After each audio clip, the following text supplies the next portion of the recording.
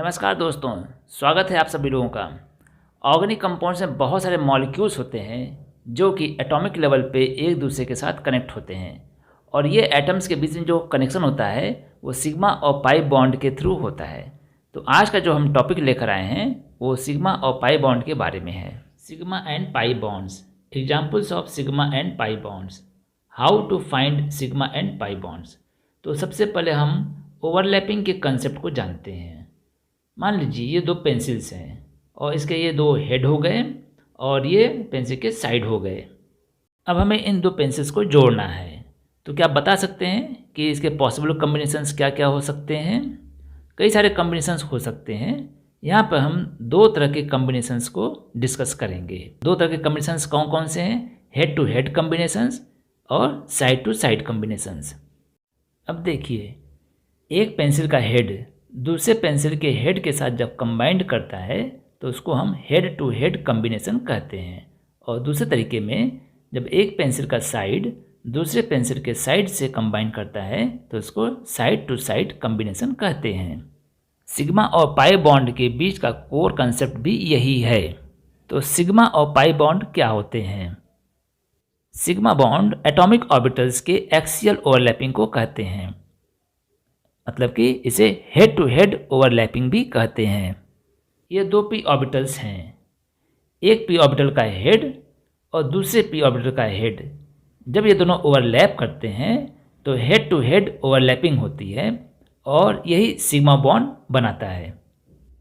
जबकि pi bond atomic orbitals के parallel overlapping से बनते हैं और यह साइड टू साइड ओवरलैपिंग भी कहे जाते हैं।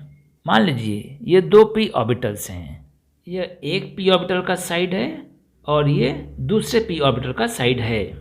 जब ये साइड वाइज ओवरलैप करते हैं तो इसे साइड टू साइड ओवरलैपिंग कहते हैं। तो ध्यान दीजिएगा, यहाँ पर एटॉमिक ऑर्बिटल्स के हेड टू हेड ओवरलैपिंग से सिग्मा बॉन्ड बनते हैं और एटॉमिक ऑर्बिटल्स के साइड टू साइड ओवरलैपिंग से पाई बॉन्ड बनते हैं। एटॉमिक ऑर्बिटल्स के पॉसिबल कॉम्बिनेशंस क्या क्या हैं जो सिग्मा बॉन्ड और पाई बॉन्ड बनाते हैं?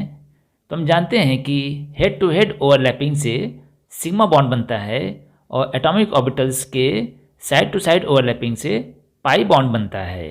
फॉर एग्जांपल, एस ऑर्बिटल और दूसरा एस ऑर्बिटल दोनों हेड वाइज ओवरलैपिंग करके सिग्मा बॉन्ड ही बनाते हैं और जब एस ऑर्बिटल और P orbital head wise overlap करते हैं तब भी ये सिग्मा बॉन्ड बनाते हैं। दो पी ऑर्बिटल के केस में उनकी ओवरलैपिंग ही बताएगी कि सिग्मा बॉन्ड बनेगा या पाई बॉन्ड बनेगा। मान लीजिए जब दो पी ऑर्बिटल ओवरलैप करते हैं हेड वाइज तो सिग्मा बॉन्ड बनाते हैं और यही पी ऑर्बिटल्स जब साइड वाइज ओवरलैप करते हैं तो पाई बॉन्ड बनाते हैं। तो आपने देखा कि पी ऑर्बिटल्स के साइड वाइज ओवरलैपिंग से हमेशा पाई बॉन्ड बनते हैं और जबकि S S orbital, S P orbital और पी पी ऑर्बिटल्स के हेड वाइज ओवरलैपिंग से सिग्मा बॉन्ड ही बनते हैं। आपको यह भी जानने की ज़रूरत है कि हम सिग्मा और पाई बॉन्ड्स क्यों पढ़ते हैं। किसी भी मॉलिक्यूल में सिग्मा और pi bond bond energy, bond strength और बॉन्ड लेंथ को एक्सप्लेन करते हैं। ये दो पी ऑर्बिटल हैं, इसमें सिग्मा बॉन्ड और पाई बॉन्ड को देखिए। ध्यान रखिए, सिग्मा बॉन्ड में हमेशा मैक्सिमम ओवरलैपिंग हो रही है और पाई बॉन्ड में क्या हो रहा है? इसमें मिनिमम ओवरलैपिंग हो रही है। वैलेंस बॉन्ड थ्योरी के अकॉर्डिंग यही overlapping bond strength, bond energy और बॉन्ड लेंथ को डिसाइड करती है। तो हम कह सकते हैं कि सिग्मा बॉन्ड पाई बॉन्ड से ज़्यादा मजबूत होता है। It is stronger than pi bond. जितनी अधिक दो ऑर्बिटल्स के बीच में ओवरलैपिंग होती है उतनी ही अधिक बॉन्ड स्ट्रेंथ या फिर बॉन्ड एनर्जी भी होती है और जितनी कम ओवरलैपिंग होती है उतनी ही कम बॉन्ड स्ट्रेंथ और बॉन्ड एनर्जी होती है। दो पी ऑर्बिटल्स के हेड टू हेड ओवरलैपिंग में सिग्मा बॉन्ड बनता है जिसमें कि मैक्सिमम ओवरलैपिंग होती है, इसलिए यह सबसे स्ट्रॉन्गेस्ट बॉन्ड होता है। एस पी ऑर्बिटल के सिग्मा बॉन्ड की एनर्जी भी अधिक होती है लेकिन यह पी पी ओवरलैपिंग से कम होती है। अब अगर इसके बाद हम देखते हैं तो एस एस ऑर्बिटल की भी बॉन्ड एनर्जी कम होती है एस पी ओवरलैपिंग के तुलना में। और finally pi bond of pp orbital has smallest bond energy, क्योंकि इसमें सबसे कम ओवरलैपिंग होती है। तो याद रखिए, जितनी अधिक बॉन्ड एनर्जी या बॉन्ड स्ट्रेंथ होती है उतनी ही कम बॉन्ड लेंथ होती है। फॉर एग्जाम्पल, pp ऑर्बिटल्स के सिग्मा बॉन्ड के केस में देखिए, यहाँ पर सबसे अधिक ओवरलैपिंग हो रही है p ऑर्बिटल्स के बीच में और वो आपस में बहुत कम दूरी पर हैं, इसलिए उनकी बॉन्ड लेंथ सबसे कम होती है। जबकि पाई बॉन्ड में दो p ऑर्बिटल्स के बीच की दूरी अधिक होती है और उसमें लेस ओवरलैपिंग होती है, इसलिए उनकी बॉन्ड लेंथ अधिक होती है। तो ये कंसेप्ट समझने के बाद अब बताइए, इनमें से किसकी बॉन्ड एनर्जी अधिक होती है? 1s 2s, 1s 2p and 1s 3s। 1s 2s is the right answer, क्योंकि 1s और 2s के बीच की दूरी कम होने की वजह से मैक्सिमम ओवरलैपिंग हो रही है और बॉन्ड स्ट्रॉन्ग हो रहा है, लेकिन बॉन्ड लेंथ सबसे कम है। और 1s और 3s में दूरी अधिक होने की वजह से ओवरलैपिंग सबसे कम हो रही है, बॉन्ड एनर्जी भी कम हो रही है, लेकिन इनके बीच की जो बॉन्ड लेंथ है वो सबसे अधिक है।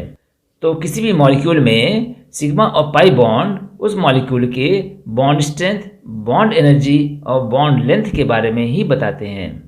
अब ये बताइए, किसी भी मॉलिक्यूल में सिग्मा और पाई बॉन्ड को आप कैसे फाइंड आउट करेंगे? याद रखिए, किन्हीं भी दो एटम्स के बीच में जो पहला बॉन्ड होता है वो हमेशा सिग्मा बॉन्ड ही होता है, ना कि पाई बॉन्ड।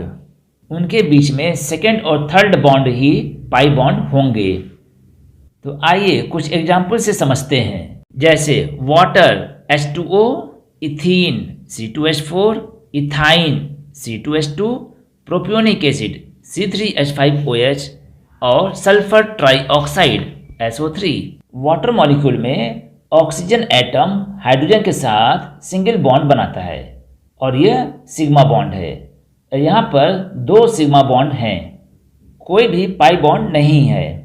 इथीन के केस में कार्बन हाइड्रोजन के साथ में सिग्मा बॉन्ड बनाता है, लेकिन दोनों कार्बन के बीच में जो पहला बॉन्ड है वो सिग्मा बॉन्ड है और दूसरा बॉन्ड पाई बॉन्ड है। इस तरह से टोटल यहाँ पर 5 सिग्मा बॉन्ड है और एक पाई बॉन्ड है। इथाइन के केस में कार्बन हाइड्रोजन के बीच में सिग्मा बॉन्ड, कार्बन और कार्बन के बीच में भी पहला बॉन्ड सिग्मा बॉन्ड है और दूसरा और तीसरा बॉन्ड पाई बॉन्ड है। उसके बाद कार्बन और हाइड्रोजन के बीच में भी सिग्मा बॉन्ड है। इस तरह इथाइन में 3 सिग्मा बॉन्ड्स और 2 पाई बॉन्ड्स प्रेजेंट हैं। प्रोपियोनिक एसिड के केस में सभी सिंगल बॉन्ड सिग्मा बॉन्ड है, जबकि कार्बन और ऑक्सीजन के बीच में पहला बॉन्ड सिग्मा बॉन्ड है और दूसरा बॉन्ड पाई बॉन्ड है। इस तरह से यहाँ पर टोटल 10 सिग्मा बॉन्ड्स हुए और एक पाई बॉन्ड प्रेजेंट है। सल्फर ट्राइऑक्साइड में सभी सिंगल बॉन्ड सिग्मा बॉन्ड है और दूसरे पाई बॉन्ड है। इस तरह से टोटल यहाँ पर 3 सिग्मा और 3 पाई बॉन्ड प्रेजेंट हैं। तो ध्यान रखिए, किसी भी मॉलिक्यूल में दो एटम्स के बीच में पहला बॉन्ड हमेशा सिग्मा बॉन्ड होता है और दूसरा और तीसरा बॉन्ड पाई बॉन्ड ही होता है। यदि आपको यह वीडियो पसंद आया है तो इस वीडियो को लाइक करें और अपने दोस्तों के साथ ज़रूर शेयर करें। और यदि आपने हमारे चैनल को सब्सक्राइब नहीं किया है तो सब्सक्राइब के बटन पर क्लिक ज़रूर कर दें